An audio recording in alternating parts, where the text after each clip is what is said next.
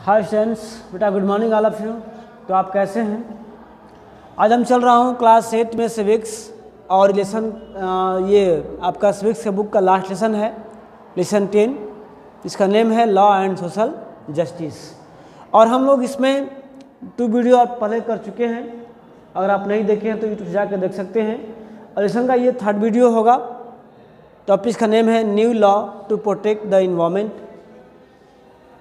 हम इसमें बात करेंगे, चूँकि हम लोग ने पिछले वीडियो में बात की थी कि आफ्टर द भोपाल ट्रेजिडी जो गैस की जो लीक से हुआ था, उसमें हमारी गवर्नमेंट ने ऐसे बहुत सारे रूल्स अमेंडमेंट किए, बहुत सारे रूल्स को लगाए, जिसको फंडामेंटल राइट के अंतर्गत आर्टिकल 21 के अंतर्गत उसको रखा गया था, ताकि लोगों की लाइफ को प्रोटेक्शन हो सके। लेकिन जो हमारे इन्वायरमेंटलिस्ट हैं, जो पर्यावरणविद है, जो पर्यावरण से चिंतित रहते हैं, खासकर जो मिडिल क्लास के लोग हैं, उन्होंने इस बात को गौर किया, इस बात को ऑब्जर्व किया कि जो जितने भी इंडस्ट्रीज हैं, जितने भी कंपनीज हैं, उनसे निकलने वाले वेस्ट मटेरियल्स या स्मोक या वेस्ट वाटर जो है, वो केवल कंपनी में वर्क करने वाले वर्कर्स की लाइफ को ही नहीं इफेक्ट करते हैं, बल्कि जो डायरेक्ट या इनडायरेक्ट किसी भी तरह से कंपनी से नहीं जुड़ा है, उनके भी लाइफ को क्या हो रहा है, इफेक्ट हो रहा है। दैट मीन्स इंडस्ट्रीज का वेस्ट मटेरियल या इंडस्ट्री का प्रोडक्शन की वजह से हमारे जो क्या इन्वायरमेंट को डायरेक्ट इफेक्ट हो रहा है। तो हम ऐसा रूल लगाएं, ऐसा कुछ हो ताकि हमारे इन्वायरमेंट को भी क्या करें, प्रोटेक्शन करें, या फिर ऐसी इंडस्ट्रीज जो हमारे इन्वायरमेंट को पॉल्यूट करते हैं उन पर फाइन लगाया जाए, उस पर मतलब उसको ब्रेक किया जाए। तो हमारे संविधान द्वारा, हमारे कॉन्स्टिट्यूशन द्वारा, हमारी गवर्नमेंट द्वारा ऐसे कौन कौन से रूल्स अमेंडमेंट की गई, कौन कौन से रूल्स इन्फोर्स किया गया, इम्प्लीमेंट की गई, ताकि हमारे प्रोटेक्शन, हमारे इन्वायरमेंट को प्रोटेक्ट कर सके। अब हम इसको देखेंगे। ये बहुत नॉलेजफुल आपका वीडियो होगा और मैं आज उम्मीद करूँगा कि इसको समाप्त कर दूँ। तो आप लाइन से देखिए। अगर आपके पास बुक अवेलेबल है तो आप पेज नंबर 28 को ओपन कर ले, 128 को ओपन कर ले, ताकि आप लाइन बाई लाइन समझ सकें। आइए देखते हैं new laws to protect the environment. In 1984 there were very few law protecting the environment. देखिए 1984 से पहले या 1984 तक हमारे इंडियन कॉन्स्टिट्यूशन में ऐसे बहुत सारे कम ही लॉ थे जो हमारे इन्वायरमेंट को मतलब बचाते थे या उसको प्रोटेक्ट करने का काम करते थे। यानी कि इन्वायरमेंट को प्रोटेक्शन के लिए हमारे कॉन्स्टिट्यूशन में हमारे भारतीय सरकार ने बहुत कम उनके पास रूल था, या अगर कुछ था भी, and there was hardly any enforcement of this law. अगर कुछ लॉ भी था तो बहुत कम मात्रा में, या मतलब बहुत जो है इन्फोर्स थे, यानी कि प्रेशर से उसको लागू नहीं किया जाता था। The environment was treated as a free entity. यानी कि जो इन्वायरमेंट था वो केवल फ्री का मिला हुआ चीज़ लोग समझ करके उसको जैसे तैसे उपयोग करते थे, जैसे तैसे उसको पॉल्यूट करते थे। And industries could pollute the air and water without any restrictions. और जो कंपनी हुआ करती थी, जो इंडस्ट्री हुआ करती थी, वो बिना सोचे समझे, बिना डरे, बिना किसी रिस्ट्रिक्शंस का उसे क्या करते थे, पॉल्यूट किया करते थे। Okay, whether it was out our rivers. इसमें ऐसे बहुत सारे हमारे रिवर्स हैं। Air, ground water, the environment as being polluted and the health of the people disregarded. यानी कि इसमें क्या हुआ, हमारे रिवर्स को, जैसे कंपनी से निकला हुआ वेस्ट वाटर जो काफ़ी पॉइजनस होता है, वे उसके डिस्चार्ज रिवर में करते हैं या वाटर स्ट्रीम में करते हैं। तो क्या करती हैं, ये वेस्ट मटेरियल, ये वेस्ट वाटर हमारे रिवर के वाटर को पॉल्यूट करती है। तो जितने भी रिवर में एक्वाटिक लाइफ हैं, जलीय जीवन हैं, वो क्या हो रही हैं, इफेक्टेड हो रही हैं। या फिर आपके अगर पॉल्यूटेड वाटर हैं, जो वेस्टेज वाटर है, उसको डिस्चार्ज कर दिया गया वाटर स्ट्रीम में जो अंडरग्राउंड तक जाता है, और वो अगर जाता है अंडरग्राउंड तक तो लोग उसको ड्रिंक करते हैं अंडरग्राउंड वाटर को लेकर के, तो लोगों के हेल्थ पर भी इफेक्ट करता है। फिर कंपनी से निकलने वाले स्मोक, विषैली जहरीली गैस जो है वो हमारे इन्वायरमेंट को, हमारे एयर को पॉल्यूट करता है, जो डायरेक्ट हमें इफेक्ट करने कवर करता है। उसी प्रकार ऐसे बहुत सारे डिस्चार्ज मटेरियल हैं, वेस्ट मटेरियल हैं, जो कंपनी में डायरेक्ट या इनडायरेक्ट किसी भी तरह से नहीं कांटेक्ट हैं, नहीं संबंधित है, फिर भी क्या हो रहा है, उनकी लाइफ को अनप्रोटेक्शन है। तो the environment was being polluted and the health of the people disregarded, यानी कि लोगों के स्वास्थ्य और जो आपका इन्वायरमेंट पॉल्यूट का बिना ध्यान दिए हुए ये कंपनीज क्या करती हैं, हमारे इन्वायरमेंट को पॉल्यूट करती हैं, जिससे लोगों की स्वास्थ्य काफ़ी इफेक्टेड होता है। दस नॉट ओनली वाज यूसी, यानी कि यूनियन कार्बाइन ही केवल ऐसी कंपनी नहीं है अ beneficiary of lower safety standard. अगर हम बात करें यूसी कार्बाइन की, जो यहाँ पर कंपनी थी भोपाल में, इस तरह की बातों को यानी लोअर सेफ्टी रूल्स को ये फॉलो करके it did not have to spend any money to clean up the pollution, यानी कि जो इस प्रकार ऐसे बहुत सारी कंपनियां जो होती हैं जो इन्वायरमेंट को बिना क्लीन किए अगर पॉल्यूट होता है तो क्लीन करना चाहिए, या क्लीन करने के कुछ मेजर होने चाहिए, या नहीं करें तो आपको क्या करना चाहिए, आप पे डिसीजन होना चाहिए, आप पे बॉन्ड होना चाहिए कि आप ऐसा वर्क नहीं कर सकते हैं, या आपको इंडस्ट्री चलानी है तो आप ऐसा कुछ रूल्स लगाओ, ऐसा कुछ सिस्टम लगाओ जो कम से कम हमारे इन्वायरमेंट को पॉल्यूट करें। तो उसमें क्या होगा, उसमें एक्सपेंस हो कंपनी का, लेकिन विदाउट एनी एक्सपेंस किए ऐसे कंपनी जो इस वजह से हैं वो बहुत सारा बेनिफिट जो है अर्न करती हैं। अगर यही कंपनी मान लो कि ब्रिटेन में होगी तब क्या होगा, उसे काफ़ी इक्विपमेंट्स उसमें इन्वॉल्व करना होगा, सेटअप करना होगा, जिसके वजह से क्या होगा, उसको काफ़ी पैसे इन्वेस्ट करने होंगे ताकि इन्वायरमेंट को गंदा ना हो, इन्वायरमेंट पॉल्यूट ना हो।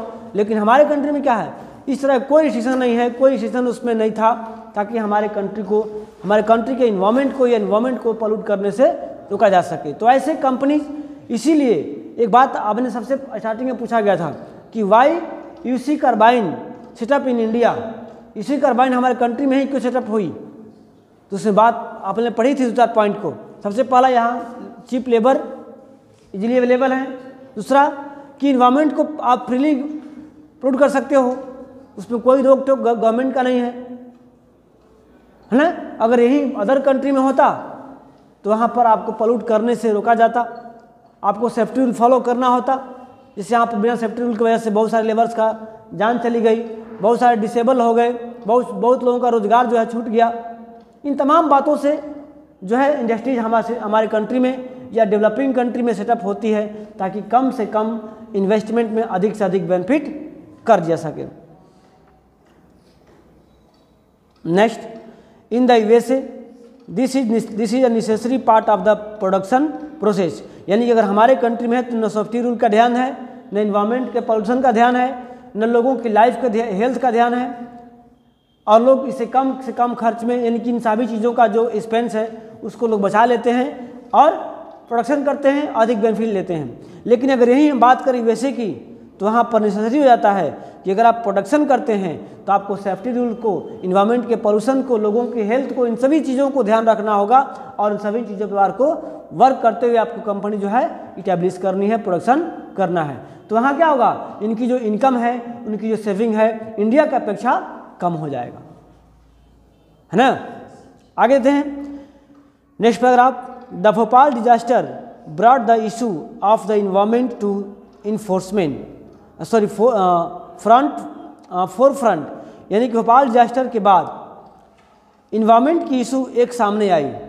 भाई आपने जो डैमेज हुआ थोड़ा कम या ज़्यादा, उन्हें कंपेंसेशन दे दिया, लेकिन आपके वजह से जो ऐसे बहुत से लोग हैं जो इफेक्टेड हुए, जो डायरेक्ट कंपनी से संबंधित नहीं थे, उनका इन्वायरमेंट डिस्टर्ब हुआ। जैसे मान लो कंपनी से विषैली गैस जो लीक हुआ, उससे अगल बगल के एरिया वाले जो लोग थे, चूँकि भोपाल जो गैस जो ये आपका कंपनी था, इंडस्ट्री था, वो आपको ऐसे लोकेशन में था जहाँ बहुत ही पॉपुलेटेड एरिया था, जहाँ लोग रहा करते थे। तो वैसे लोगों का गैस के रिसाव से क्या हुआ, उनके हेल्थ पर ज़्यादा इफेक्ट हुआ, यानी कि इन्वायरमेंट जो है पॉल्यूट हुआ। तो इन्वायरमेंटलिस्ट जो हैं वो काफ़ी चिंतित हुए इस चीज़ को लेकर के, और इन्वायरमेंट की मुद्दा को सामने लाया गया। Several thousands of person who were not associated with the factory in any way were greatly affected because of the poisonous gas leaked from the plant, यानी कि यहाँ पर ऐसे कई हजार लोग थे, वैसे लोग थे जो कंपनी से डायरेक्ट जुड़े नहीं थे, लेकिन गैस के लीक की वजह से, पॉइजनस गैस के लीक की वजह से उनकी जो है काफ़ी मतलब इफेक्टेड हुए थे, काफ़ी प्रभावित हुए थे, उनका लाइफ मतलब इफेक्टेड हुई थी। This made people realise that the existing law through weak only covered an individual worker and not person who might be injured due to the industrial incident। यानी कि तब कुछ लोगों ने रियलाइज़ किया कि जो इंडस्ट्रीज ऐसे रूल बनाती हैं या गवर्नमेंट के पास अभी तक ऐसे ही रूल हैं जिससे केवल डायरेक्ट इंडस्ट्री में वर्क करने वाले जो वर्कर्स हैं उनका केवल जो है बेनिफिट है, उनकी प्रोटेक्शन की बात की जा रही है। लेकिन अभी तक ऐसा रूल नहीं है या रूल है तो उन्हें इन्फोर्समेंट नहीं की जा रही है, जिससे क्या हो, जो इनडायरेक्ट या डायरेक्ट संबंध नहीं है फिर भी उनकी लाइफ इस इंडस्ट्रीज की वजह से अफेक्टेड हुई है। तो अब ज़रूरत है वैसे रूल की, ऐसे लॉ की जो हमारे इन्वायरमेंट के साथ साथ वैसे लोगों का प्रोटेक्शन करे जो इंडस्ट्री से डायरेक्ट संबंध उनका नहीं होता है। This made people realize that the existing law through weak and only covered the individual worker and not person who might be injured due to the industrial incident। यानी कि अब तक ऐसा कोई रूल नहीं था जो कंपनी के अलावा अदर पीपुल जो थे जो डायरेक्ट एसोसिएट नहीं थे उनके लाइफ को या जो इंजर्ड हो रहे हैं उन्हें प्रोटेक्ट किया जा सके। तो in response to this pressure from the environmental activities and others in the years following the Bhopal gas tragedy, the Indian government introduced new law on the environment। यानी कि लोगों का दबाव बनता दिखा गवर्नमेंट को कि आपने केवल ऐसे रूल लगा रखे हैं जिससे केवल डायरेक्ट कंपनी के लोगों का जो वर्क करते हैं उनका प्रोटेक्शन है, हमारे इन्वायरमेंट का कोई प्रोटेक्शन का ख्याल आपको नहीं है, ना हमारे लाइफ का ख्याल है। तो ऐसा रूल लगाइए, ऐसा रूल बनाइए, ऐसा रूल इन्फोर्स कीजिए ताकि हमारी भी प्रोटेक्शन के साथ साथ हमारी इन्वायरमेंट को प्रोटेक्शन की बात हो वहाँ पर, है ना। नेक्स्ट है हैंसफोर्थ द पॉल्यूटर, और किसको होते हैं जो पॉल्यूट करते हैं, जो पॉल्यूशन फैलाते हैं। The polluter was to be held accountable for the damage done to environment. यानी कि जो पॉल्यूशन फैलाने वाले मटेरियल्स हैं या फैक्टर्स हैं या लोग हैं वो जवाबदेह हो, जिम्मेवार हो। एक वर्ड है अकाउंटेबल, मतलब जिम्मेवारी, जवाबदेही उनकी होनी चाहिए जो क्या करते हैं, जो हमारे इन्वायरमेंट को डैमेज करते हैं। ओके, यानी कि जो हमारी इन्वायरमेंट को डैमेज करते हैं कि जिम्मेवारी कौन लेगा, गवर्नमेंट लेगी या जो उस कंपनी में काम करने वाले वर्कर्स हैं वो लेंगे या उस एरिया में रहने वाले लोग हैं वो लेंगे या फैक्ट्री का ऑनर लेगा। तो कौन लेगा, फैक्ट्री का ऑनर और गवर्नमेंट दोनों ने मिल करके इस तरह के वर्क किए हैं। वरना गवर्नमेंट रूल लगाती तो ऐसे जगह पे फैक्ट्री इस्टेब्लिश नहीं कर देती, सेटअप नहीं कर देती, या सेटअप करने भी देती तो उसको इस तरह से इन्वायरमेंट को गंदा करने का अधिकार नहीं देती, उस पर रूल लगाती या उसको ऐसे चीज़ें तरीके से करने का मतलब डिसीजन करती भाई आप हमारी इन्वायरमेंट को पॉल्यूट नहीं करें, हमारी इन्वायरमेंट को क्लीन करें। अगर पॉल्यूट कर दिए तो उसे क्लीन करने का मेथड देखिए या उसको क्लीन करने का प्रयास करें, अदरवाइज आप पे फाइन होगा, आपको कंपेंसेशन देना पड़ेगा। इस तरह की बातें होनी चाहिए थी। The environment is something that people over generation will share. और जो इन्वायरमेंट होता है, जो वातावरण है, केवल आप ही का नहीं है, हमारे आगे आने वाले पीढ़ी, हमारे आगे आने वाले जनरेशन का भी है, ताकि वो लोग भी यहाँ पर आए और फ्री लाइफ को एंजॉय कर सके। Okay, and it would be not be destroyed merely for industrial development. इसलिए केवल हमें इंडस्ट्रियल को डेवलप करने के लिए हमें ऐसे चीज़ों का हमारे इन्वायरमेंट को पॉल्यूट करने का कोई अधिकार नहीं है, कोई हक नहीं है और हमें नहीं करना चाहिए। The court also gave a number of judgement of holding the right to a healthy environment in as in restrict of the fundamental right to life. यानी कि फंडामेंटल राइट जो दिया गया था, राइट टू लाइफ, आपने पढ़ा होगा ना, राइट टू लाइफ पिछले लेसन में पढ़ा था। वो राइट टू लाइफ में क्या आ गया था, right to access, universal access of the pure water या हेल्दी वाटर, है ना। जीवन जीने का अधिकार जो आपको आर्टिकल 21 जो है फंडामेंटल राइट में दिया हुआ है, उसी में आपको स्वच्छ पानी मुहैया कराने का भी अधिकार दिया गया। उसी दौरान एक केस लड़ी जा रही थी in Subhash Kumar vice state of Bihar, यानी कि बिहार सरकार और सुभाष कुमार जो है केस 1991 में लड़ी जा रही थी, उसमें सुप्रीम कोर्ट ने एक राइट दिया, राइट टू लाइफ में एक चीज़ ऐड करने का काम किया जो राइट अंडर 21 में है। इसमें क्या था, including right to the enjoyment of pollution free water and air for full enjoyment of life, यानी कि जो राइट टू लाइफ जो था फंडामेंटल राइट में 21 आर्टिकल के अंतर्गत, उसमें एक चीज़ और को ऐड किया गया, क्या चीज़, पॉल्यूशन फ्री इन्वायरमेंट, यानी कि लोगों की जो इन्वायरमेंट है उसे पॉल्यूशन फ्री किया जाए, यानी पॉल्यूशन उसको फ्री रखा जाए, यानी कि पॉल्यूशन को भी फंडामेंटल राइट के अंतर्गत, राइट टू लाइफ के अंतर्गत उसको इंक्लूड कर दिया गया। यानी कि आपके फंडामेंटल राइट में ऐसे राइट्स होते हैं जो लोगों की बेसिक नीड्स हैं, इसे कोई रिजेक्ट या इसे कोई हैक नहीं कर सकता है, ये सभी आम व्यक्तियों का एक अपना अधिकार होता है जिसे गवर्नमेंट को देना होता है अकॉर्डिंग टू अवर कॉन्स्टिट्यूशन। तो उसी फंडामेंटल राइट में यानी कि जीवन जीने के अधिकार में इसे भी इंक्लूड कर दिया गया कि हर एक व्यक्ति का राइट है कि वो शुद्ध वातावरण में रह सके या वातावरण को शुद्ध रखने का उसका अधिकार होना चाहिए।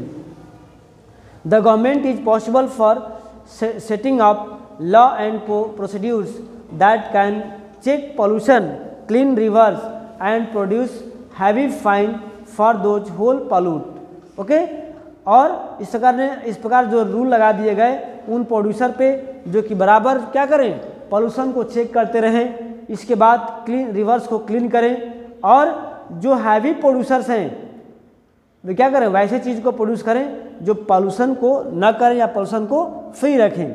आप यहाँ इस बात सकते हैं कि न्यू लॉ लगाया किस पर, हमारे लाइफ को प्रोटेक्शन के साथ साथ इन्वायरमेंट को भी पॉल्यूशन होने से बचाने के लिए जो न्यू लॉ को लागू किया गया।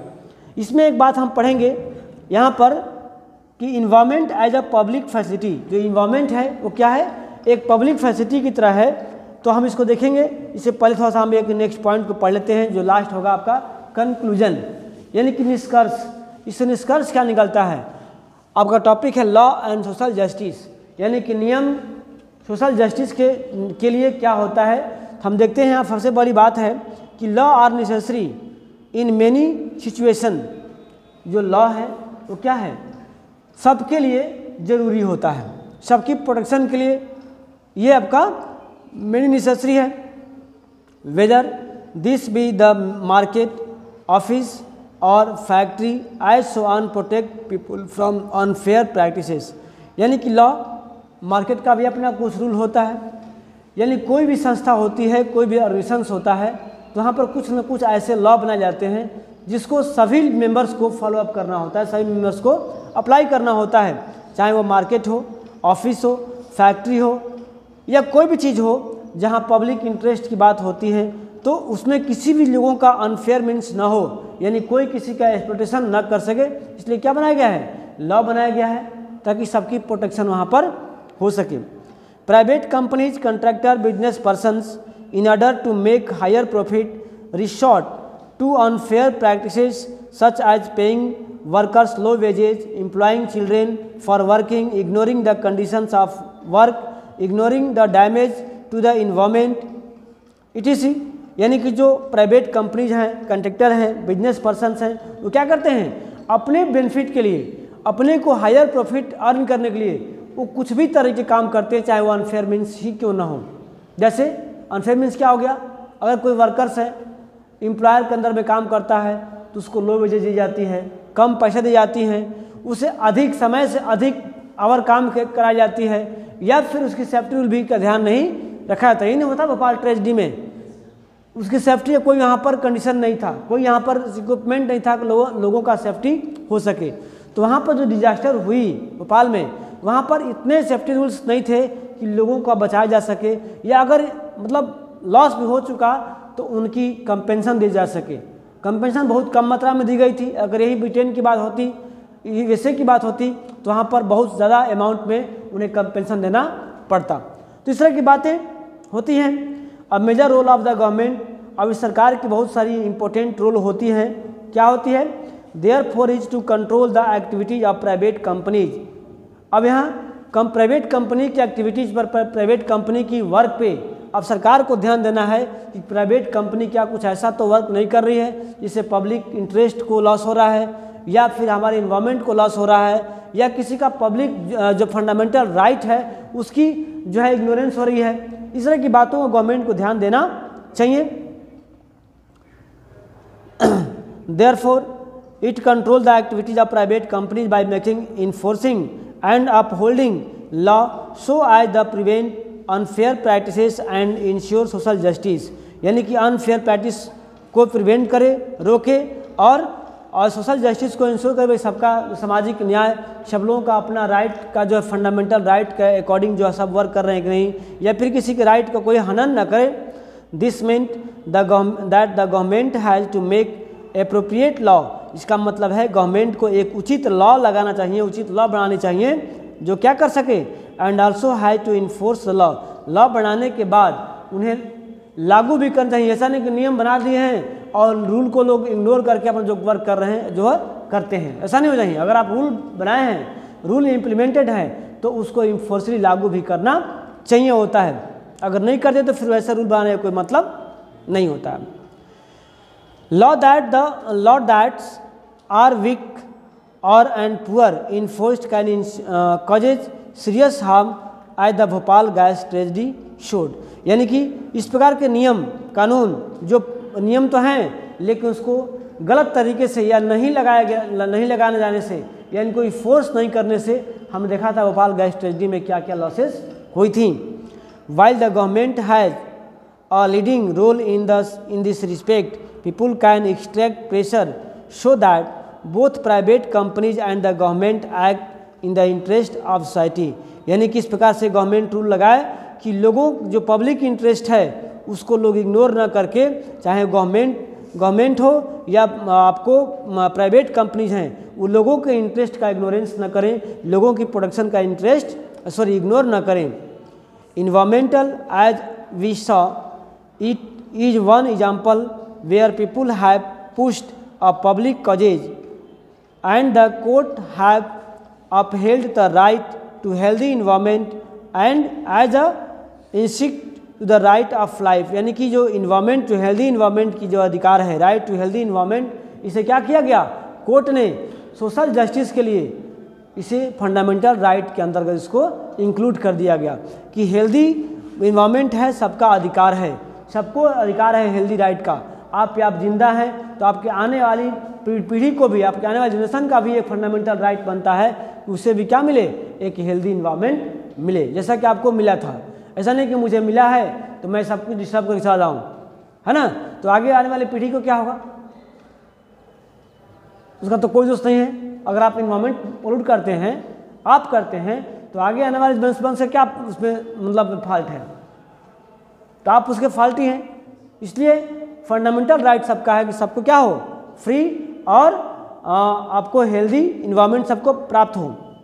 इन this chapter we have argued that people now must demand that this facility of healthy environment to be extend to all. यानी कि लोगों का डिमांड है कि जो हेल्दी फैसिलिटी है वो सबको, सभी लोगों को, चाहे रिच हो, पुअर हो, चाहे वो किसी भी कास्ट कैटेगरी के हों, सबको हेल्दी जो है इन्वायरमेंट मिलना चाहिए। लाइकवाइज वर्कर्स राइट, जैसे वर्कर्स का अधिकार होता है क्या, राइट टू वर्क, काम करने का अधिकार, राइट टू फेयर वेजेज मतलब उचित मजदूरी मिलने का अधिकार, डिसेंट वर्क कंडीशन और काम करने की उचित कंडीशन। उसी प्रकार in an area where the situations is still very unfair, उसी प्रकार किसी भी एरिया का जो सिचुएशंस है वो अनफेयर मतलब नहीं होना चाहिए। People must demand a stronger law protecting workers interest so that the right to life is achieved for all. यानी कि लोग डिमांड करते हैं ऐसे डैमेज को ताकि जो लेबर को प्रोटेक्ट कर सके और जो राइट टू लाइफ का अधिकार है वो सभी लोगों को प्राप्त हो सके। इस तरह की रूल जो है गवर्नमेंट को लगानी चाहिए। तो आप इसको देख रहे हैं, तो यहाँ पर कुछ पॉइंट दिए गए हैं, इससे हमें कुछ न कुछ नॉलेज जरूर मिलेगा। तो हम इसको देख लेते हैं, आप इसको मतलब देखिएगा यहाँ पर। जैसे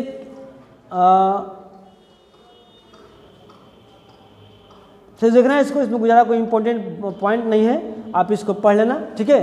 मैं इसको वीडियो नहीं बनाऊंगा। तब तक आपका लेसन ये समाप्त होता है। फिर मैं नेक्स्ट वीडियो के साथ नेक्स्ट लेसन में मिलता हूँ। तब तक के लिए गुड बाय।